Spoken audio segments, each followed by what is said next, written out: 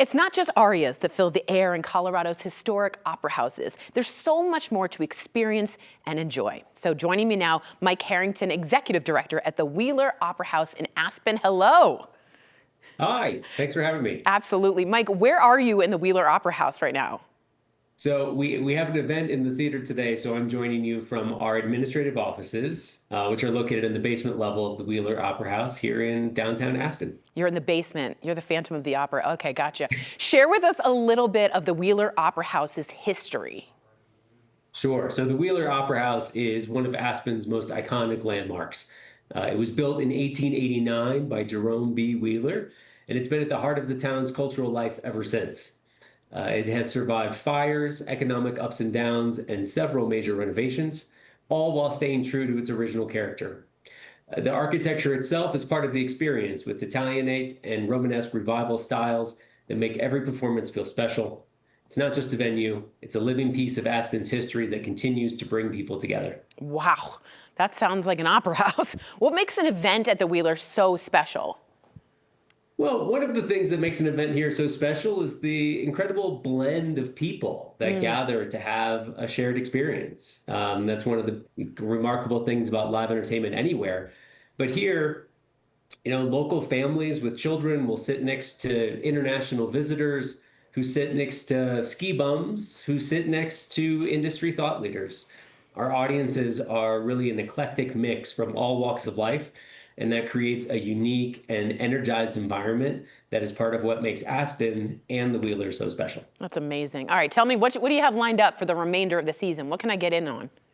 Oh gosh, so much. A lot of exciting programming coming up in these final months of 2025, and we recently announced our first wave of programming for 2026, all of which can be found at wheeleroperahouse.com. But I'll give a couple highlights. So next week, we are welcoming a company called Circa. They're an extraordinary contemporary circus company from Australia for a performance of their piece called Humans 2.0, as well as an evening featuring some legends of Native American comedy at the end of the week. Nice.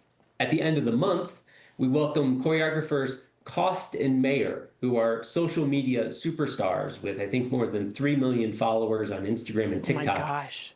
They're developing a new off-Broadway bound dance theater piece called 11 to Midnight, and they're going to come to Aspen, develop more of the show, and offer a special sneak preview. And then throughout November and December, we're welcoming a lot of extraordinary artists, folks like Garrison Keillor, Iris Dement, and field biologist turned visual storyteller Ronan Donovan. And those are all presented between community events and ski films to get everybody excited for the season. And then finally, as we get closer to the holidays, we are hosting some exceptional artists like Chloe Flower, Hank Azaria and his Easy Street Band, hometown favorite Kate Hudson and her band.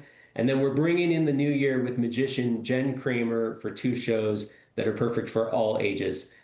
Last but not least, I'll mention that we're kicking off 2026 and an incredible lineup there with comedian John Mulaney.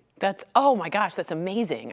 Garrison Keillor, Hank Azaria, all these are fantastic. Now, there are other historic opera houses in Colorado. Can we go through a few? Maybe you just can share what they have going on. So I want to start with the Tabor Opera House. Talk to me about that.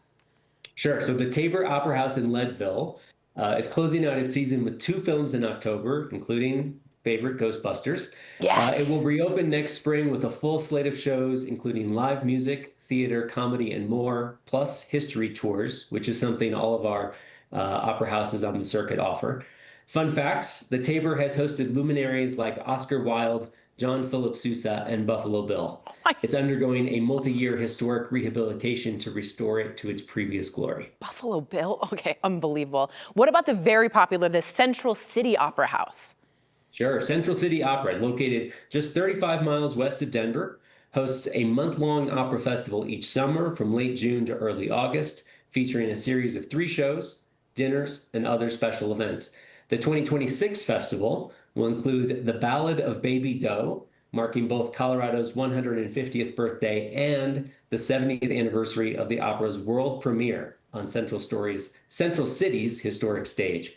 In the coming weeks, Central City offers fundraising events on the Front Range, including a holiday home tour in November. You can also, as I said before, tour the Opera House year-round.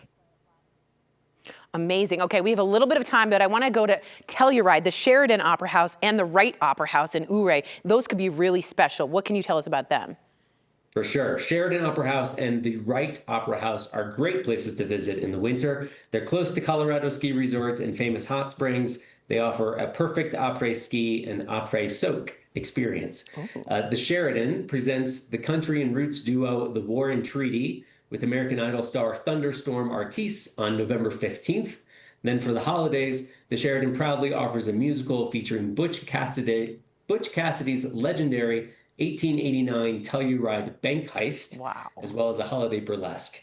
For the Wright, on October 18th, the Wright and Central City Opera are partnering for a special Opera on the Go performance for opera lovers and new audiences, a compilation ranging from Carmen's Habanera to the incredible flower duet from Lakme. Wow. Also upcoming is Halloween aerial dance, films, Bob Ross painting classes, and more. Unbelievable. For schedules and events happening at Colorado's historic opera houses, I want you to go online to coloradoopera-houses.com. Thank you so much for that info. I'm sure people are writing it down and filling in their calendars.